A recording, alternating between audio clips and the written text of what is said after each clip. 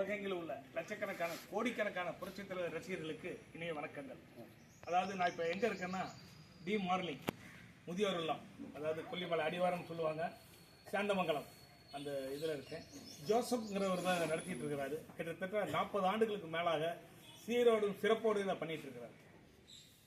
இதை கவனிக்கும் பொருட்டு தான் இல்லற வாழ்க்கையில் ஈடுபடாமல் இன்று வரை அவர் பிரம்மச்சாரியாகவே இருக்கிறாருங்கிறது ஒரு முக்கிய தகவல். இதுக்கு ஹரிகிருஷ்ணா புரொடக்ஷன் சார்பில் இந்த முதியோர் இல்லத்துக்கு இப்போ நீங்கள் இதை பார்த்துக்கிட்டு இருக்கிற கட்டல் 10 கட்டல், இந்த வாக்கர், இந்த மெத்தைகள் இதெல்லாம் அவங்க வந்து கொடுத்துருக்குறாங்க. இந்த முதியோர் இல்லத்துக்கு இவ்வளோ பெரிய விஷயங்கள் போன மாதமும் கொடுத்தாங்க, உங்களுக்கெல்லாம் தெரியும். டேபிள், இது மளிகை சாமான்கள் எல்லாம் கொடுத்தாங்க. இப்போ இது நான் இப்போ 3வது முறையாக இந்த ஹரிகிருஷ்ணா புரொடக்ஷன் சார்பில் இப்போ இதை செய்கிறோங்கிறத மகிழ்ச்சியோடு தெரிவிச்சுக்கிறேன்.